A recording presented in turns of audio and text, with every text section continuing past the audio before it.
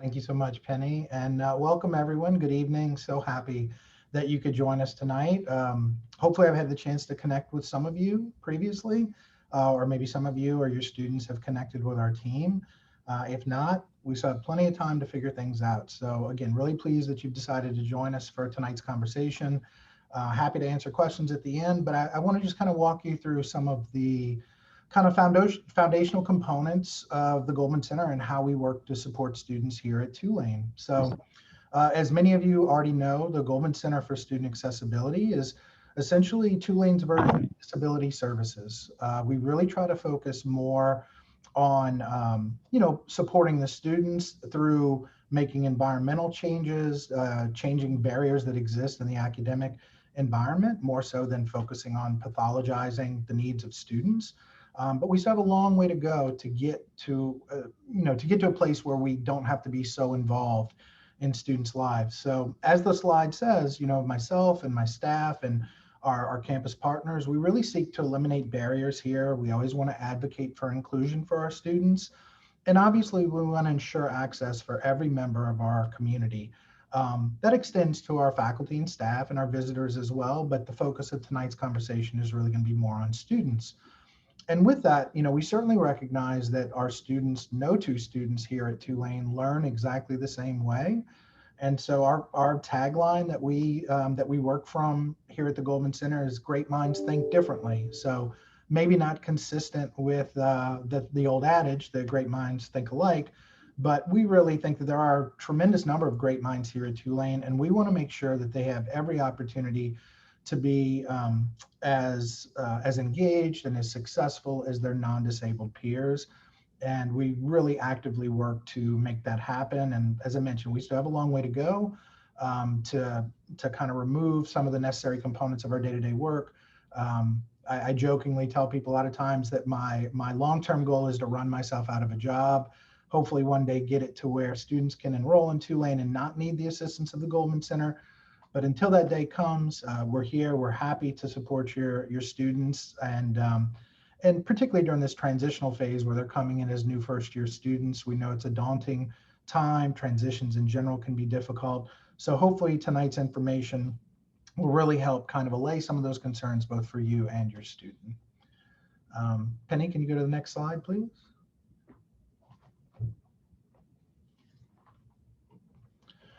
So as many of you know that are already on the call that have a student that's received accommodations in the past, the bread and butter of our day-to-day work really is in the academic arena, right? Most of the students that come to the Goldman Center have some form of learning difference that impacts their academics, most commonly with respect to time-sensitive things like assessments.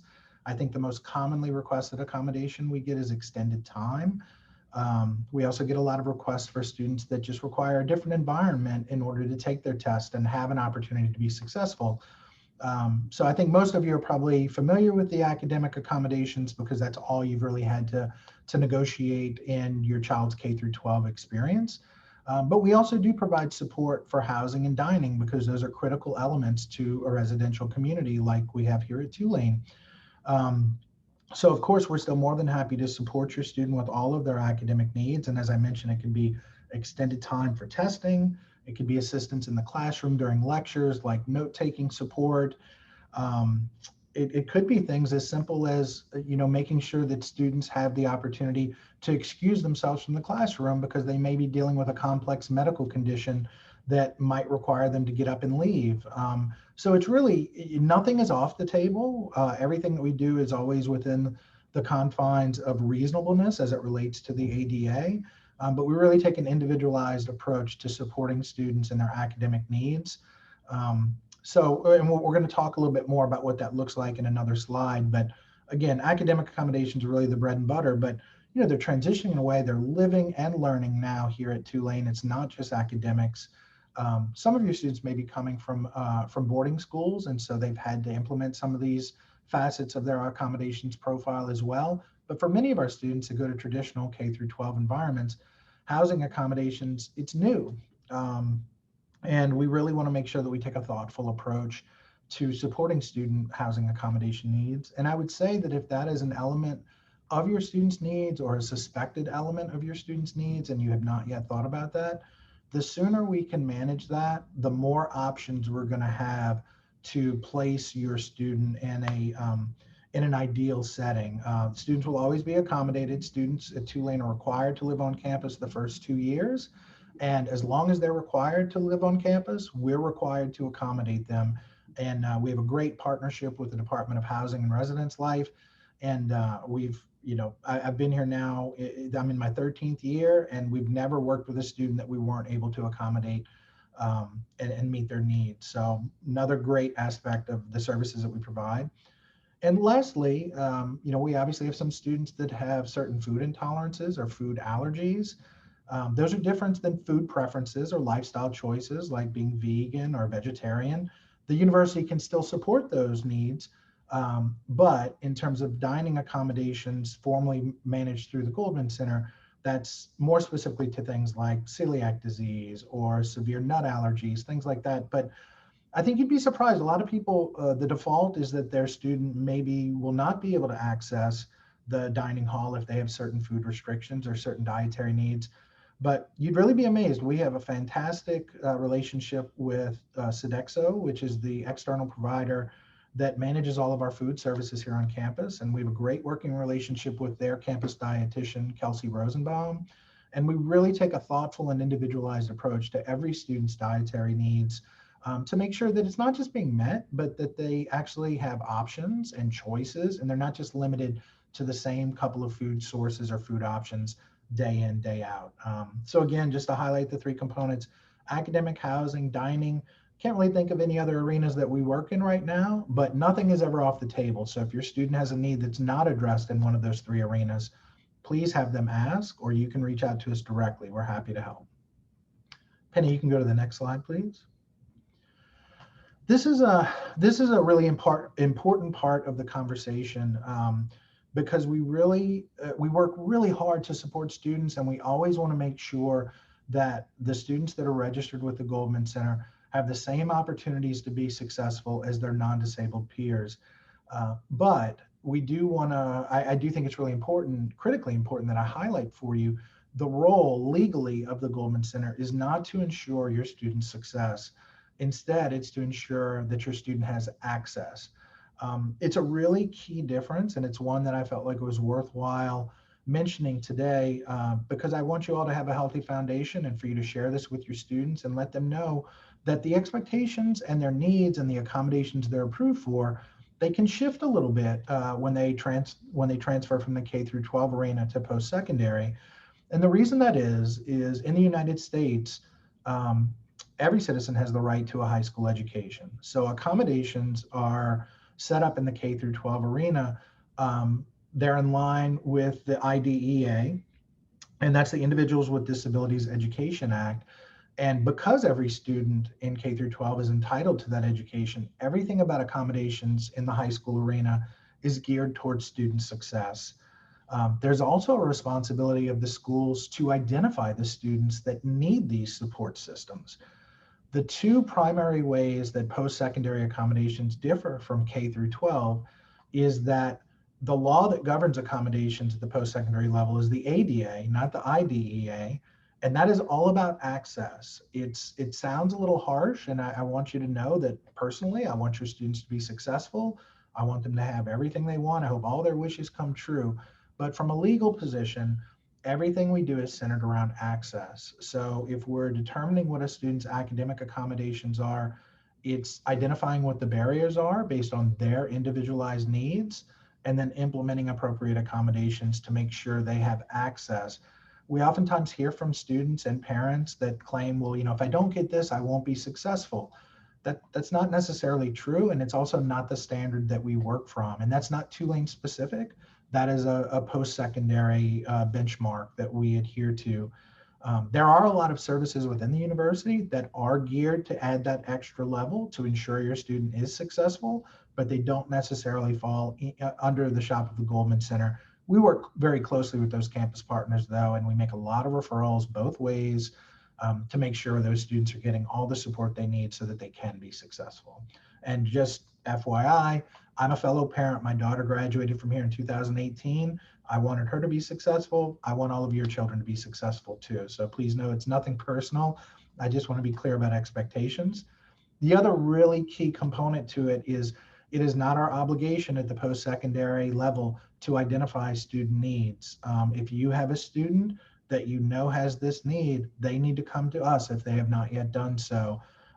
It's actually a discriminatory practice for us to go and dole out accommodations or identify students against their will to try and convince them that these types of supports might be helpful. And, you know, as a fellow parent, I realize sometimes we can lead our kids to water, but not force them to drink. This is one of those times where if you need to really do some hand holding on the front end, help them get to the intake process or the welcome meeting process with a member of my staff, please do so, because for most students, the transition from high school to post-secondary is not the time to cut the cord when it comes to academic accommodation support. And honestly, the dining and housing supports can be equally important in terms of smoothing the transition for students as they arrive here at Tulane and you know, start to blaze their own trails. Penny, you can go ahead and take us to the next slide, please. This is another critical point that I really feel like is worthwhile to address. I think most of the people on the call today, you have a student that you already know they have some academic accommodation or other support needs, or maybe you have a strong suspicion that they do. Maybe they have a history of accommodations. But you also will find, if you haven't already, that the Tulane Parents Network is really strong, and parents lean on each other for a lot of support. So you may eventually run into somebody that is struggling. You may see some posts on the Tulane Parents Facebook page. And so even just you having this information, knowing how we support these different classifications of students, even though your student may already be taken care of, you might help another student or another family member or another friend, Tulane affiliate down the road. So as I mentioned, most of you know that your student has a history of accommodations, and we're really just looking to transfer those over into the post-secondary environment. I will say that by and large, most of those accommodations transition over very smoothly. It's rare that a student gets something in high school that we can't reasonably provide at Tulane, but it does happen from time to time. But I will also say that the opposite holds true too. We sometimes have students that come to us, and based on their profile, we might recommend new accommodations for them that are appropriate in a post-secondary environment that they've never thought of, they've never needed before. So just know that it works both ways, but just because somebody got an accommodation in high school, it doesn't just naturally mean that they're going to get it in post-secondary, though usually that is the case. The other thing that I think is important for you to know for your students' friends, their peer network, we also really encourage students that have struggled in high school. Maybe they struggled kind of behind the scenes, right? They never really reached out for help, or maybe their challenges that they were dealing with in high school, maybe they knew about them, but they never really sought formalized support from their high school. And sometimes when students transition from high school to post-secondary, as I'm sure most of you remember from your own college experiences, there's a lot less structure built into a college day. And sometimes because there's less structure in a college student's day than in a high school student's day, sometimes the support levels go up, or the need for support goes up. So to kind of give you an example of it, I think we'll sometimes have students that are phenomenally bright. Most of your students are. They wouldn't have got into Tulane otherwise. And they've always performed really well in high school, and it came really easily to them. And again, that's a byproduct of the structure of a high school academic curriculum. But when they get to post-secondary, maybe some of the areas where they've struggled in the background historically, maybe those tend to rise to the surface a little bit more. And that also applies to needs that, you know, students that already have a history of accommodations have just never addressed. Post-secondary is very fluid. It's very specific to the degree that the student is seeking. It can be really individualized to the professor they're working with or the course that they're in. So it's really important for us to know you don't just have to have a history of accommodations to receive accommodations. If you've struggled before, or you have a student that's struggling, and maybe you're just kind of feeling this out for them to find out whether or not a connection with Goldman would be appropriate, I would tell you, have them reach out, or you can reach out with them. We would love to have a conversation. And we work with students quite often on a provisional basis to figure out what's going on and help them get the support they need, particularly if they're not already carrying a diagnosis or any history of receiving academic accommodations in the past. The last kind of subset of students that we work with, it's students that this primarily relates to mental health challenges, but it's students that have never really had a need before, not even a suspected need for accommodations historically. And the burdens of the post-secondary environment academically, socially, emotionally, those things rise to the surface. A lot of students, a lot of our this generation of students, they carry a lot of perfectionistic tendencies. And I hear from parents all the time, we don't expect that of them. It's really a pressure that the students put on themselves, but that drives up anxiety, and it makes learning more complex and more challenged. Um, so we want those students to know that even if they've never needed support in the past, they can definitely get it now. Also, I hate to be the one to disclose this, but this is the age range now where some mental health disorders tend to rear their ugly head, right? Like a lot of times it's not until post-secondary, late adolescence, early adulthood that students receive bipolar diagnoses, sometimes, schizophrenia or schizoaffective disorder diagnoses. And again, I'm certainly not wishing that on any of your students, but statistically speaking, given the numbers here we have at Tulane, there's always a few students that kind of pops up for them. And we have tremendous support to help those students through our counseling center, through our campus health center. Again, those things don't specifically fall under the Goldman Center. I really just wanted to highlight that you don't have to have a history of receiving accommodations or a history of a diagnosis or any specific challenges historically. It is not unprecedented nor uncommon for students to connect with us having no prior needs, and we work with them to figure things out. Again, we can start on a provisional basis, plug some pieces of accommodations in place to support them while we're figuring out bigger picture needs, connecting to appropriate resources. But I guess the main takeaway I want you all to have from this message is that, a history of accommodations doesn't automatically guarantee you're going to get them in the future. And it also, not having accommodations previously does not preclude you from that consideration, or your student from that consideration during their time here at Tulane. I was trying to think if there was anything else specific with that would be helpful to address, but I think those are really the high points. And Penny, I don't know if you're already starting to get some questions, but I would be happy to take some and answer specific questions. I also am happy to avail myself and my team for consultation privately, because we realize these are confidential private matters. So if you do have a question to ask, please feel free to present it in a very generic fashion, and I'll respond in the same way. And I would like to just follow up on your comments about dining and remind parents that we do have a webinar next week, next Tuesday, on dining. So that'll be on June 22nd at 6 p.m. Central. The registration link is in the parent e-newsletter that was sent this evening, and it's on the parent website, and that's parents.tulane.edu. So we have a couple of questions, so we'll start to take those. So Pat, can you tell them how they go about applying for the accommodations? Great question, and one I should have addressed. I apologize.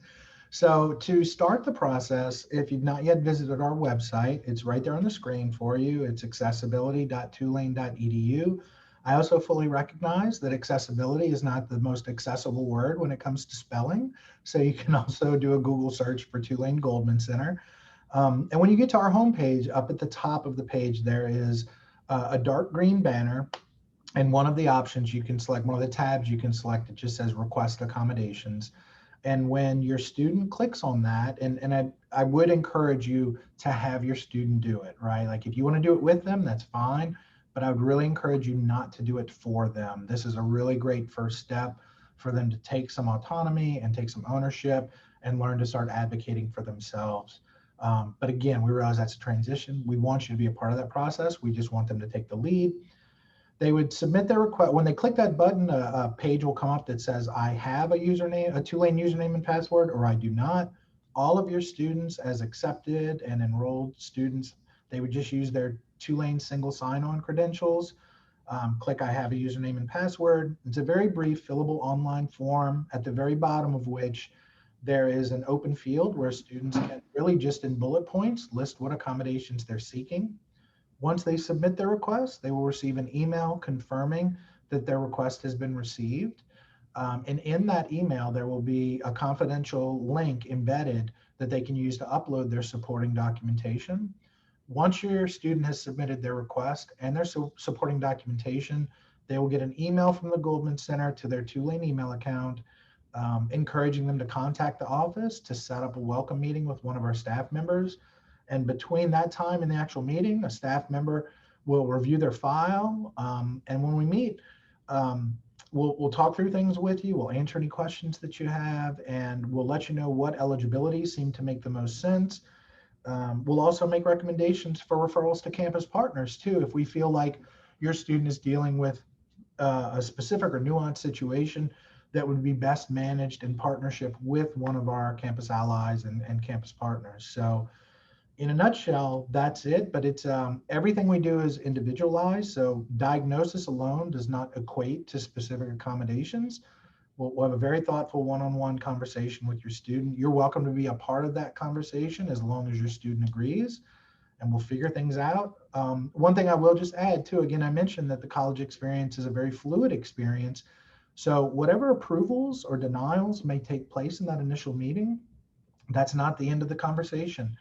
Needs may change from semester to semester, year to year, but we're happy to reconnect at any point your student is dealing with a challenge that seems a little greater than themselves, and there's a suspected need for some additional support through the Goldman Center. So have them reach out early and often, please. Okay, another question, Pat, is if there is any place, perhaps on your website, where a list of possible accommodations is provided. The person who asked the question said they're familiar with what the Department of Ed offers, but isn't sure about what might be available at Tulane. So do you list things like that on the website? We don't, and we've been challenged with that. And I think we're trying to figure out this summer, actually, a thoughtful way to do it. But it's like most things, there are pros and cons to doing that, right? And when we list all of the accommodations that we've offered historically, it's a little bit of false advertising because students can request anything. You know, we may not think it's reasonable, but they might think it's reasonable. So we don't want students feeling like just because they don't see something on a list that it's not something they can ask for. Again, it's individualized, so we'll have that conversation. But we also have some students that will list every single thing that is available, even though it has nothing to do, there's no relationship between what the accommodation is and their specific needs. And so we have listed accommodations historically, and we found that students just ask for everything.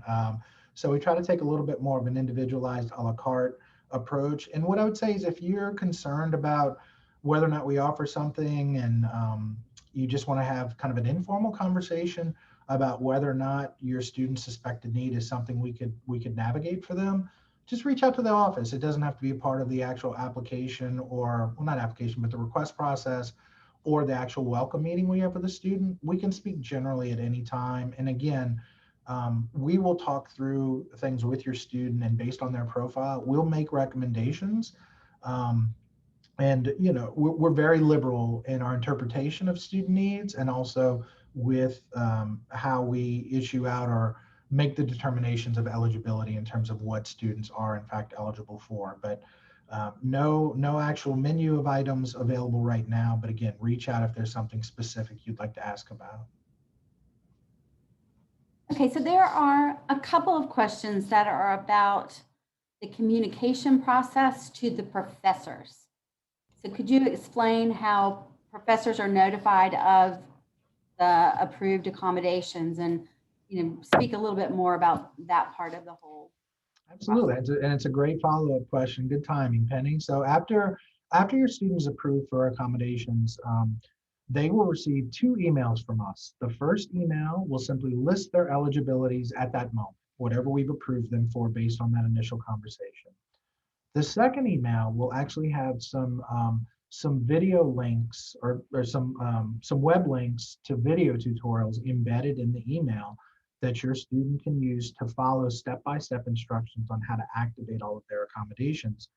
And the way that works, it's through the same online platform that the student uses to submit their original accommodation request. So essentially each semester, the student will go into the system and they will get our system is synced up with the university registrar's office. So each semester, their classes will automatically be visible to them through our online database, and they can go in and hand pick which accommodations they want to use in which classes. And they just click a few buttons, and then when they hit submit, it automatically sends out a notification to the professor of record for that class. So they will know right in that moment what the student's accommodation needs are. Housing and dining are a little bit different because we do, directed emails specifically either to dining services or to our housing and residence life team. But the academic accommodations, that is, the activation process has to be updated every semester, not the eligibility determination process. Once your student's approved permanently, they're good for their entire time at Tulane, including graduate school if they stay here for graduate school.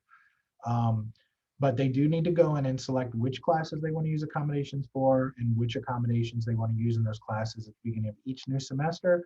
And again, they're going to get a video tutorial. That video tutorial is already accessible. It's on our website under the Students tab. If you wanted to just go and look at the video and kind of do a walkthrough, it might not make much sense to you until your student actually has access to the database platform. But everything's confidential, everything is secure, and it's totally student driven. So it's 100% on them to decide what classes they want to use their accommodations in and which ones there's no need.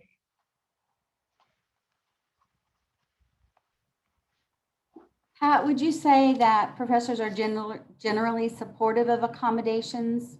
One parent is asking if their students should expect to have to advocate with professors once the accommodations are approved.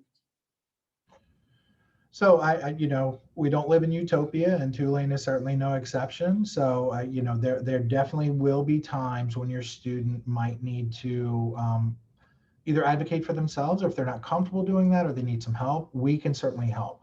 But those are very, very infrequent. I would classify them as rare at this point. And again, I'm dating this back to 2009 when I first arrived here, particularly since we've started using this new database platform for the past several years. Things seem a lot easier. The professors get their notifications electronically, so students aren't burdened with going and getting forms signed. I think the extent that most students need to engage with their professors is, let's take accommodated testing, for example. Um, a professor doesn't get to decide if a student gets their extended time accommodation for a test, but they do get to decide how that extended time is implemented, right? So since a professor is ultimately legally responsible for managing that need, they have the right to accommodate a student personally. However, they also have the right to utilize the Goldman Testing Center, which most of our faculty do. Um, we sometimes have a little bit of a hiccup with a new or a visiting faculty member, but that's usually a one-off thing, right? Like they don't know what they don't know, they might misstep. We step in, we educate them on how things work at Tulane, and then it's no longer a problem. But we're also working with our HR team to make sure that through the onboarding process, professors are familiar with their legal obligations, particularly for our visiting faculty from out of the country that maybe aren't familiar with the ADA or have worked at an international university that,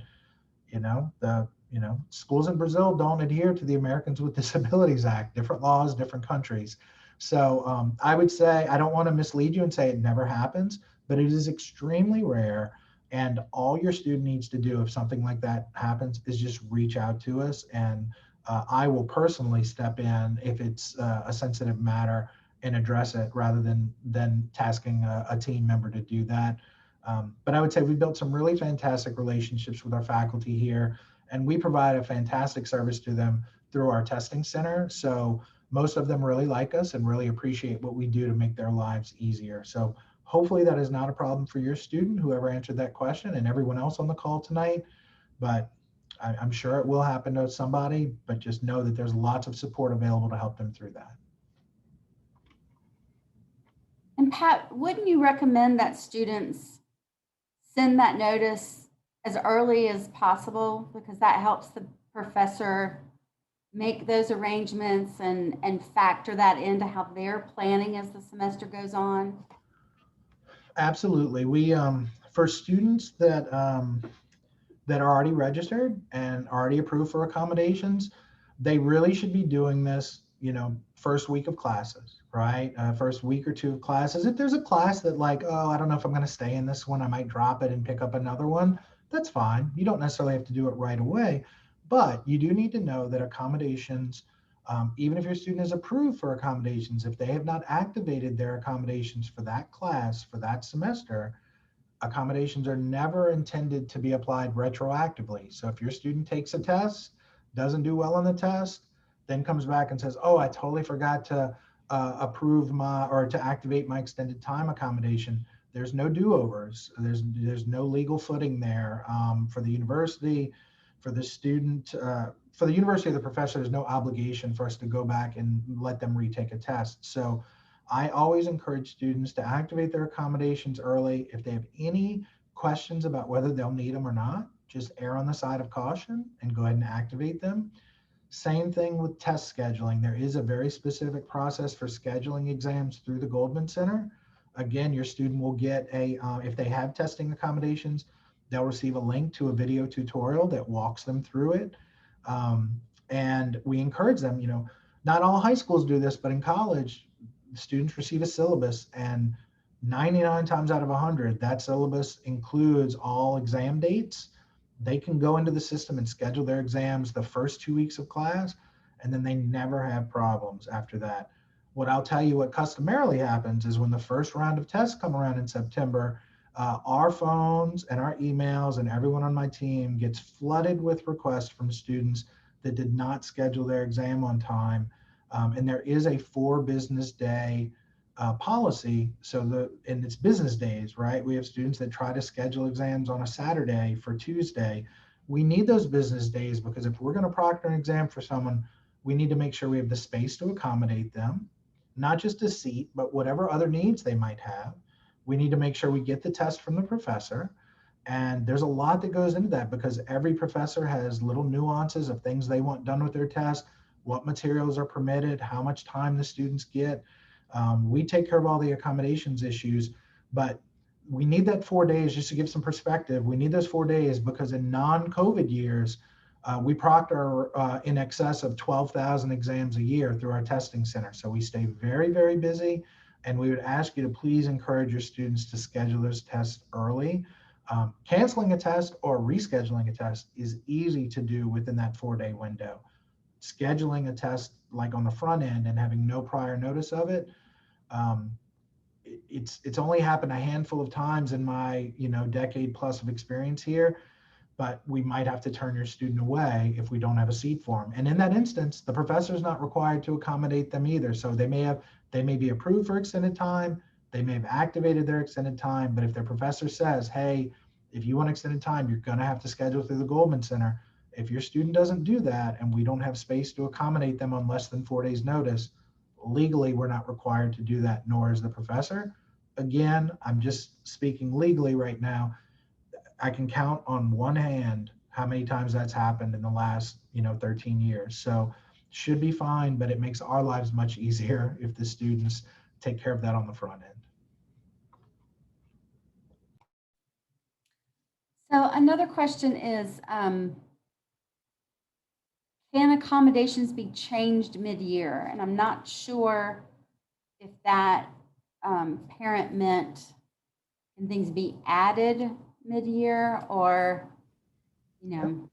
subtracted from their accommodations that are approved. Yeah, and it works both ways, right? So like a student, like let's just say, for example, we have some students that the severity of their learning difficulty might and the challenges compounded by post-secondary. Maybe they've received extended time at time and a half historically, and that's what we approved them for here. And then when they come in, maybe there are new needs, maybe there's evolving needs, and maybe we need to increase their extended time or look at adding something else to their profile. Maybe it was extended time at first, but now they need a less distracting environment. Maybe they just need access to a computer for word processing for essay exams and didn't realize that was a need before now. We absolutely can pivot and adjust and work with them and their professors. Likewise, your student, if they sign up for all of their accommodations on the front end, schedule all their exams, and then they're like, wow, this class is just built for me in mind and everything is organically accessible and I don't even need extended time in this class. That might be because the professor has been very thoughtful and is incorporating universal design for learning in their instruction methods and taking into account the varied learning needs of students. That's getting better for us, right? We're working with some campus partners, our Center for Engaged Learning and Teaching, to try and minimize student reliance on accommodations and just building more accessibility into our course designs. But again, it works that way too. A student may activate their accommodation and then want to withdraw it because they don't need it. Perfectly fine. We just ask that students be timely and reach out to us as soon as they either know they have a need or that they no longer have a need, and we will adjust with them. So one question kind of gets at a need to clarify the difference between what your office staff does and the success coaches. So I'll just say that the success coaches are in a different department. And like I said, I also like to mention tutoring. So tutoring is when it's like mastery of a particular subject matter. And the success coaches are more on like the meta skills, like time management or organization and executive function, kind of, support and growth in that. And that's different. Those are handled by different offices.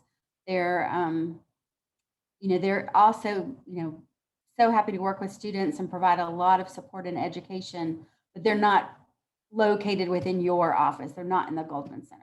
Would you like to mention anything else about that? Yeah, I would just say that they're really valued campus partners, right? And as I'm sure you can imagine, based on the things you just described, we share a pretty common student population, right? And we have a great reciprocating relationship with them.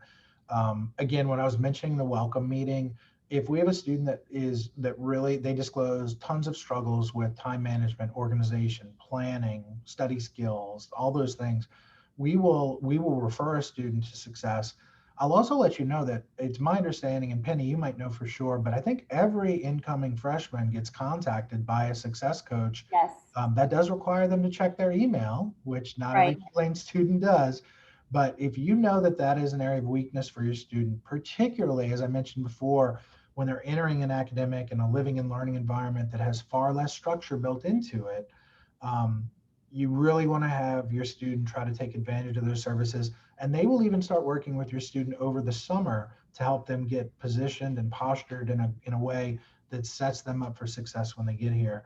I do also want to mention that we do have a learning specialist on staff, and a lot of our team members have expertise in a lot of areas of supporting students that learn differently. So usually through a combination of assistance received through the Goldman Center, through the academic learning and tutoring center and the success center, if students that need support are accessing those resources, they're going to be just fine. And I've said this for many years now, and I'll say it again. I'm not foolish enough to think that students don't, flunk out of Tulane, right? But I have yet to find a student that has accessed those resources that wasn't able to persist and to do well and to achieve their academic goals here at Tulane. So, and I always say as well, it's typically not the students who are struggling that are in those spaces like success and the tutoring center. Those are the students that are thriving. So if your student thinks that it's going to be stigmatizing to be in there, or that oh, only the dumb kids go to tutoring or whatever, that is not the case at all. They have a beautiful new center in tutoring. Both the Academic Learning and Tutoring Center and the Goldman Center are located in the basement of the Howard Tilton Memorial Library. We both have great new spaces, very accommodating. And yeah, we hope that your student uses them. And I will just add that I'll echo what you said about it's the students who are really trying to succeed and avail themselves of all these different resources to do really well. And so it just behooves them to take advantage of those things.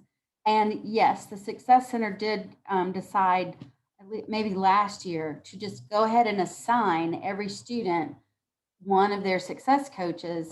And again, that kind of that normalizes that that people will use those folks.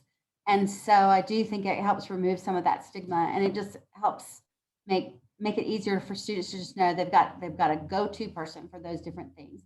It may take them a little bit of time to kind of figure out, okay, the different names, the different offices, the different functions. But one of our other colleagues also mentions that it kind of doesn't matter which door they come through. All of our staff work together so collaboratively and make referrals to those different specialists in the different office that they can help a student and guide them to the most appropriate resource if they'll just take that initiative. And so I think Pat would agree that that you all work so collaboratively that you can help do that. And we kind of talk about how we created this safety net, because with a interlocking set of relationships and connections between our staff in those different areas, it can help keep a student from falling between the cracks. And there's also a lot of research that shows that if students develop a connection with like a staff member or a faculty member during their time at college, that they tend to have greater opportunities for success. And so I encourage every student that's connected with the Goldman Center, if you take comfort or some solace in the person that you've met with during that process, or when they're going to testing, they build a relationship with one of our testing coordinators, let that be their go-to. It may not be that that's the person that can best support your student, but I tell my staff all the time, do not let a student leave your space unsupported. If you can't help them, make sure that they know who they need to go to and that you coordinate that referral for them before they leave your office. So a couple of questions. When will they receive that email from the success coach? And I apologize, I don't know that specifically yet. I feel like it'll happen after course registration ends, and that's going on all this month. But someone else asked, or perhaps the same person asked, if the student can take the initiative to reach out to success coaching over the summer. And so yes, that answer is definitely yes. So they are welcome to do that, and you can find that on the website pretty easily. So there are a couple other questions, Pat, that I think need a little bit more clarification about how the taking a test at the testing center works. What happens if a student is taking a test at the center and has a question about something on the test? And so presumably, they're in the testing center, the professor's not there. And then the other question was sort of related to that. Are all extended time tests taken at the Goldman Center testing area? Would they always have to be scheduled separately from when the professor's giving a test? And I would think that answer is probably yes. The thing is, like, there might be another class that's meeting in that room, in that classroom immediately after, and so you need a different space to accommodate the time. So if a student is testing with us and they have a question during the test, part of the reason, again, when they're communicating with their professor makes an announcement of how they accommodate their students for testing. If your student's professor says you're going to take your test at the Goldman Center, then that professor is responsible for getting us what we refer to as a testing contract. And in that testing contract, it lets us know the expected duration for the non-accommodated students so that we can calculate the student's extended time, lets us know what resources they're allowed to use for the test, along with any other vital information, including if the student has a question during the test, how would they like to be contacted? Some professors want to text and they step out of the room and give us a call. Some, as soon as the class is done, they will walk over and answer any questions for a student in person. Some, and it's a professor prerogative, some professors don't answer questions during tests for any students, not just the accommodated students. It's no one. They're just like, the test is right, I proved it 1,000 times. They don't like students fishing for answers by coming up and asking questions. that's again, that's exception, but it does happen from time to time. But yeah, we reach out to professors, and if for some reason in that moment we are unable to contact the professor, then we make note of that, and we make sure that the student is not penalized for something that they needed clarification on and were unable to get. So it may just be an email to the professor letting them know, hey, Susie wasn't able to answer question 13, she needed clarification. But often what we'll do is just have the student physically write on the test at the end, even if they need more time to do it.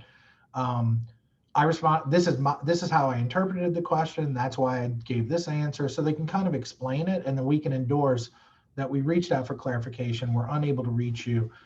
Again, it's rare that we can't reach a professor, and it's even more rare, exceptionally rare, for somebody not to take that into consideration on the front end. And if that ever happens, it's a real simple conversation and a call from me to the Office for General Counsel, and maybe a not so pleasant conversation for the faculty member to make sure that the student gets the accommodations or isn't penalized just because they had to take a test in a different space in order to get their accommodations. In terms of the timing of the test, right? So the goal always is for your student to be taking their test at the same time as their class. If they have classes that run back to back, what we'd usually recommend is that the students start the test a little bit earlier than the rest of the class, so they get their extended time on the front end, but they don't wrap up, they're wrapping up about the same time as the class. If there's no class immediately after, we would expect them absolutely to start at the same time as the class, and then they can just run till whenever. Sometimes you have students that have a test that's bookended by 2 other classes. And in those instances, we notify the professor that they can't take it then. So we would expect the student to arrange the test at a time that works for them and also works for the testing center. And usually what that looks like for most people is the earliest available opportunity, like the earliest opening in their schedule after that class, right? So maybe they have a 9 o'clock class, a 10 o'clock test, followed by an 11 o'clock class. We would probably have that student just skip the 10 o'clock class, the 10 o'clock test altogether, go to their 9 a.m. test, 9 a.m. class, 11 a.m. class, and then come to the Goldman Center right at noon, and they can take their test then, get their full complement of extended time. In very rare instances, due to scheduling conflicts, we might have to push the test to a different day. But again, that's extremely unusual. But if we need to do that for a student because there's no other way to fit it in, we'll do that. I will say we do not make exceptions for jobs, right? For work responsibilities. All we can negotiate are academic conflicts, right? So if a student needs to take a test that normally works at a time when they would be doing their campus job, they need to have a conversation with their supervisor and say, I can't do that today. I need to take a test on this day. Again, most campus partners are not going to have any problem with that. Academics come first. The work on campus is secondary. We also don't adjust test schedules because the student picked a bad time to book their flight to go home or on a bad day. I would love to accommodate everybody's travel schedules and preferences and weddings and landmark anniversaries for family members. But if we do that for one, we have to do it for all. And we serve over 1,700 students through the Goldman Center, including all of our graduate and professional programs and distance learners. And we just don't have the bandwidth to do that. So we will adjust the scheduling, but only for academic conflicts. So another question is, how do students get audiobooks if needed for the first year reading book or their textbooks for their classes? So we really stopped. We stopped doing like books on tape and things like that some time ago. What we do for our students that have either sensory deficits that impact their ability to read, either in terms of fluency or comprehension, or if they have a language-based learning disorder like dyslexia that impacts their reading proficiency. What we do is always encourage students, whenever it's organically available in a digital format, to purchase that text in a digital format. And then we, if they're approved for it, we will provide them with access to our preferred screen reading program at the university, which is Kurzweil. And Kurzweil will read anything on a computer screen, web content, Word documents, PDFs. It can read everything. And It also has some really cool tools built into it too. So it doesn't just meet the burden of providing that text in an audio format so that your student can follow along and keep up with their peers. There's also, just as a happy accident, a good luck byproduct of that, there's some cool like study tools and features associated with the program that we don't have a way to disable those. So by default, they get those added perks of using the program. And even if your student doesn't have a diagnosed learning disorder that would impact their reading, but they would like to learn more about that program, we actually have a site-wide license for it. So anyone with a tulane.edu email address can get access to it. They would just need to reach out to us. If for some reason your student is approved for that accommodation and the textbook isn't available in a digital format, we will contact the publisher and secure a copy of that textbook in a digital format for your student. There may still be the requirement that you show proof of purchase. So they might have you buy the actual textbook and then show us the receipt, and then we will reach out to the publisher. That, again, that's not a Tulane requirement, but some publishers require proof of purchase of the actual hardback book before they will provide the Goldman Center with digital access. And we don't purchase those books for students because we don't purchase books. Tulane doesn't purchase the books for our non-disabled students or non-accommodated students either. So one question is whether accommodations are made for waiving the foreign language requirement. We don't waive it altogether, but we do if a student has a profound language-based learning disorder or a sensory impairment that would make acquiring a second language unnecessarily burdensome. We can work with that student to get them approved for substitution of the language requirement and replace it with some other courses. I do want to highlight here, because this is happening more and more, being average at foreign language, or like if the student is maybe a straight A student, but they get C's in foreign language, that alone is not necessarily evidence of a disability. We're all average in some things. We're all below average in some things. So there are some standards that need to be strictly applied to that scenario, but it has become a growing phenomenon. It used to be a very rare accommodation. I would say it's I wouldn't go so far as to say it's a commonplace accommodation, but it's something that we see several handfuls of them every semester for students. So absolutely, if you feel like that's a need that your student has, please have them include that on their request, and we will absolutely consider it like we would any other student need.